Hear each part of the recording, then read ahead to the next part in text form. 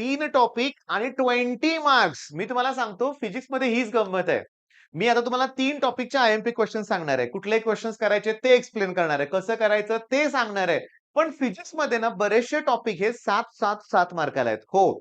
बरेचसे टॉपिक आहेत बरं का. रोटेशनल आहे. तुम्हाला मी सांगतो तो केटीजी आहे, सुपरपोजिशन, वेव्ह ऑप्टिक्स बरेचसे टॉपिक आहेत. इलेक्ट्रोमॅग्नेटिक इंडक्शन पण आहे बहुतेक आहे ना.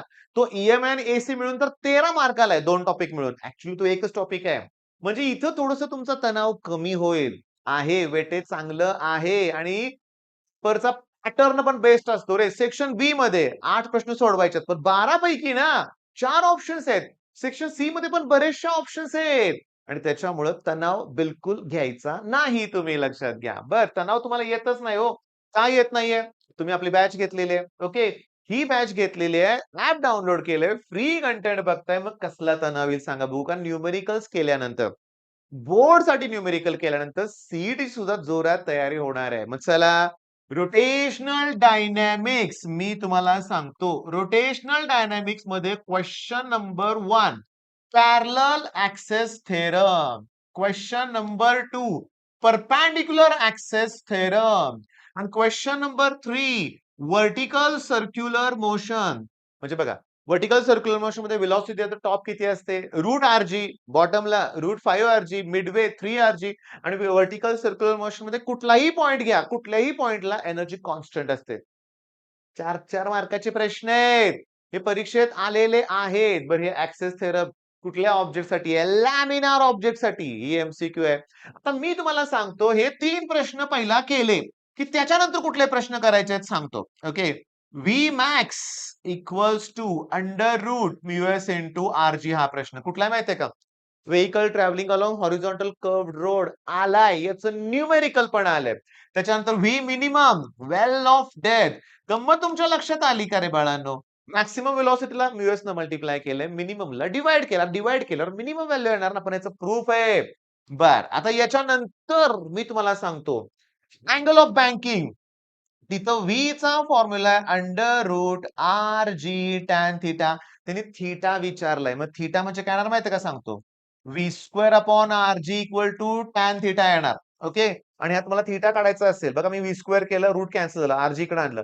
टॅनचं इकडे करा टॅन इनव्हर्स येणार आहे. मग theta equals to tan inverse v square upon r g. एवढे प्रश्न आहेत. थांबा की झालेत कुठं अजून? तुम्हाला सांगतो की डिस्कचं मोमेंट ऑफ इनर्शियाचा फॉर्म्युला डिराईव्ह करायचा आहे तुम्हाला. ओके. बरं झाले किती प्रश्न रे? त्याचबरोबर याच्यात तुम्हाला मॅक्सिमम व्हेलॉसिटीचा फॉर्म्युला आहे. जर तुम्ही कोएफिशियंट ऑफ फ्रिक्शन कन्सिडर केलं तर. म्हणजे तो फॉर्म्युला असा आहे tan theta plus mu s आणि 1 minus mu s tan theta. मग मिनिमम असेल तर वरती मायनस खालती प्लस. सीईटी साठी जर स्कोअर बुस्टर असेल तर तुम्हाला हा प्रश्न तिथं दिसेल. असं देऊया आपण ब्रॅकेट. बघा मिनिमम साठी वरती मायनस साइन येणार आणि खाली प्लस येणार आहे. या दोघांचा प्रॉडक्ट. आता सांगतो हे डेरिव्हेशन आहे, प्रूफ आहेत. 1, 2, 3, 4, 5, 6, 7, 8, 9 प्रश्न झाले. अजून आहे rolling motion. Okay. Conical pendulum बाळांनो हे सगळे प्रश्न झाले की संपलं नाही. मोस्ट इम्पॉर्टंट मध्ये अजून प्रश्न मला ऍड करायचे आहेत. हे माझं राहिलं बरं का. मी हे स्टार्टला घ्यायला पाहिजे होतं. Kinetic energy half I omega square torque equals to I alpha L equals to I omega. Okay. आता एक काम करा. थिअरीसाठी संघर्ष बॅच जरी असली तरी युट्यूबवर मी हे सगळं घेतलंय. रोटेशन व्हाईट बोर्डचे व्हिडिओ आहेत. सगळ्यात जास्त व्ह्यूज काल आणि आज तर ह्या व्हिडिओला झालेत लक्षात घ्या. 6 वर्षापूर्वीचे आहेत का 4 वर्षापूर्वीचे आहेत नीट बघा. प्लेलिस्ट आहे बरं का. 8 व्हिडिओची प्लेलिस्ट आहे. हे तुम्हाला करायचं आहे. रोटेशनल डायनॅमिक्स आणि हे केलं की आपल्या न्यूमेरिकल बॅच मध्ये 2 व्हिडिओ मी फ्री दिलेच आहेत. तुम्ही बघा. ते 2 व्हिडिओ बघून तुम्ही बॅच परचेस करणार मला माहिती आहे. पण तुम्ही आम्हाला कॉल सुद्धा करा बरं का. आणि ही बॅच परचेस केलेल्या मुलांना आम्ही बाकीच्या बॅचवर पण डिस्काउंट देणार पण कॉल केल्यानंतर बरं का लक्षात घ्या. बरं. आता रोटेशनल डायनॅमिक्स तुम्हाला करायचंय. एवढे सगळे प्रश्न करायचे आहेत. सर होणार नाही. होणार नाही. लक्षात घ्या. असं वाटतंय तुम्हाला? नाही होणार. खूप सोपे डेरिव्हेशन्स आहेत. खूप सोपे डेरिव्हेशन्स आहेत. तुम्ही करू शकता.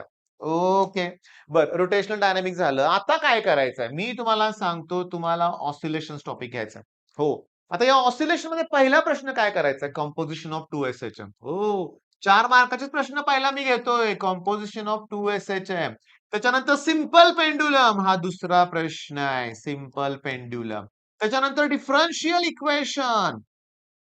ओके. डिफरन्शियल इक्वेशन लिनियर साठी आणि त्याचबरोबर अँग्युलर साठी 2 आहेत वेगळे. हे प्रश्न करायचे आहेत लक्षात घ्या. Simple pendulum, composition of 2 SHM. Simple पेंडुलमचं पिरियड टाईमचं डेरिव्हेशन तुम्हाला करायचं आहे लक्षात घ्या. तोही आपला सगळ्यात जास्त चालणारा व्हिडिओ आहे. तुम्ही YouTubeवर सर्च करा. Okay. Differential equation of linear SHM. बरं याचाच वापर करून तुम्हाला ॲक्सिलरेशन, व्हेलॉसिटी आणि डिस्प्लेसमेंटचे डेरिव्हेशन्स काढायचे आहेत. हे झालं की तुम्हाला ग्राफ करायचे आहेत. ओके. आणि हे सगळं मी सांगतोय ना, तरी तुम्हाला वाय लर्नवर क्रॉस चेक करायचंय. अजून काय राहिलंय काय? काय राहिलंय? एमसीक्यू आणि व्हीएसए. हे केल्यानंतरच एमसीक्यू आणि व्हीएसए तुम्हाला जमणार आहे. बरं मॅग्नेटचा periodic time 2 pi under root I upon mu into B. हे मी म्यू लिहिलंय बरं का आणि मॅग्नेटिक मटेरियलमध्ये सेम डेरिव्हेशन आहे. तिथं एमबी लिहिलंय. मॅग्नेटिक मोमेंट आहे ते. मॅग्नेटिक मोमेंट आहे लक्षात घ्या. मग मला सांगा ना, ऑसिलेशन्स तर कुठं अवघड आहे लक्षात घ्या. पण मी आता तुम्हाला सांगतो बरं का, व्यवस्थित सांगतो. काय गोष्ट आहे मी तुम्हाला क्लिअरली सांगतो, की हा जो ऑसिलेशन टॉपिक आहे ना, आहे खूप छोटा बरं का. पण गंमत सांगतो. परत तेच येणार आहे फिरून-फिरून. याचे न्यूमेरिकल्स अतिशय सोपे आहेत. टेक्स्टबुक मधले प्रॉब्लेम ॲज इट इज बोर्डच्या एक्झाममध्ये जर येत असतील, त्यातले बरेचसे प्रॉब्लेम हे सीईटी मध्ये सुद्धा येतात. मी बऱ्याच वेळा प्रूव्ह करून दाखवलंय. झेनर डायोड आपल्या पुस्तकातला एक सॉल्व्ह प्रॉब्लेम आहे. सीईटीत ॲज इट इज आलाय. 2025 ला आलाय. Oscillation, period time find out करा. V max, V minimum, ratio हे सगळं आपल्या न्यूमेरिकल बॅचमध्ये आहे. हे सगळं मी या बॅचला का प्रमोट करतोय? मला माहिती आहे मुलं घाबरतायत न्यूमेरिकलला. तुमची भीती दूर करणार आहे ही बॅच. ओके. आणि या बॅचमध्ये सगळेच टॉपिक आपण इन्क्लूड केलेत लक्षात घ्या. ओके. बरं आता ऑसिलेशन एवढे प्रश्न आहेत. मग तुलनेत रोटेशनल पेक्षा कमीच आहेत ना प्रश्न? कमीच आहेत. पण याच्यामध्ये ग्राफ आहेत बरं का बाळांनो. कुठले ग्राफ माहिती आहे का? हा असा एक ग्राफ आहे बरं का. थांबा 1 मिनिट की असा आणि हा असा एनर्जीचा ग्राफ आहे. आणि त्याचबरोबर असे 3 एकाखाली एक ग्राफ आहेत. Particle starts from mean position असताना डिस्प्लेसमेंट, व्हेलॉसिटी आणि एक्सेलरेशनचे ग्राफ आहेत. ह्या दोघांमध्ये π/2 ह्याच्यामध्ये पुन्हा π/2 म्हणजे ह्याच्यामध्ये पाय एवढा फेज डिफरन्स असतो. तर एकाखाली एक 3 ग्राफ आहेत ना, हे येणार परीक्षेत. हे येणार आत्तापर्यंत नाही आले, पण ते येणार. ते केले पाहिजेत लक्षात घ्या आणि हे केल्यानंतर तुम्हाला करायचंय केटीजी. केटीजी म्हणलं की लॉस पासून सुरुवात करायची. केटीजी म्हणलं की प्रेशर.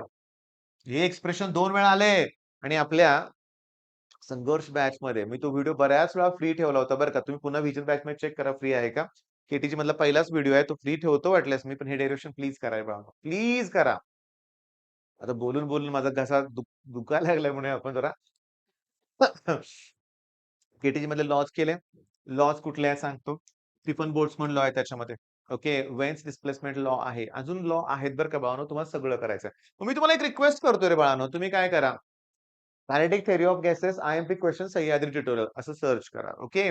आणि तुम्ही हे 3 टॉपिक पुढच्या 2-3 तासात फिनिश करण्याचा प्रयत्न करा. काही अवघड नाहीये. न्यूमेरिकल बाळांनो करा. तिथून पळून जाऊ नका. न्यूमेरिकल पासून सुटका नाहीये. आता निदान फॉर्म्युले झाले, तर 45 दिवसांनी सीईटीची एक्झाम आहे. विचार करा किती फायदा होईल. नक्की होणार आहे. All the best.